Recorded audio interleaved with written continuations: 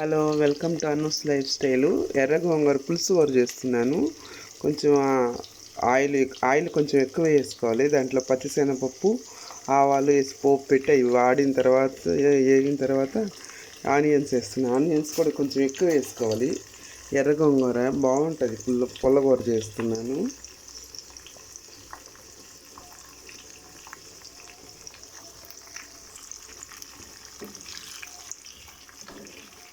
పచ్చిశనగపప్పు వేయాలన్నమాట ఖచ్చితంగా. పచ్చిశనగపప్పు వేస్తే ఆ పుల్లగూరలో మనం తింటూ ఉంటే పంట కింద బాగా ఇదవుతూ ఉంటుంది. చాలా బాగుంటుంది.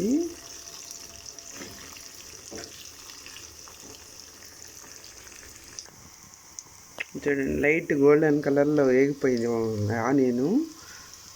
కడిగి పెట్టుకున్నాను గోంగూర ఆల్రెడీ. ఇదో మనం ఇంకా వాటర్ ఏమీ అయినా అవసరం లేదు, దాంట్లోనే ఉడికిపోతుంది, ఆ ఆయిల్లోనే ఉడికిపోతుంది. మనం కడిగి ఉంటాంగా ఆ తడి ఇది సరిపోతుంది అన్నమాట.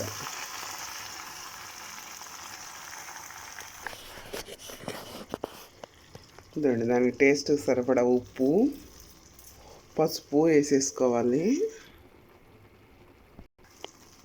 పసుపు వేసాను, ఉప్పు వేసేసాను, కారం కూడా వేసేస్తున్నాను.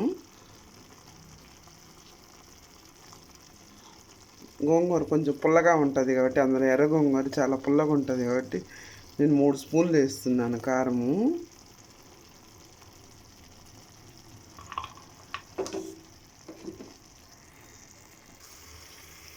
చూడండి, ఉడికిపోయింది. ఎలా ఉందో చూడండి.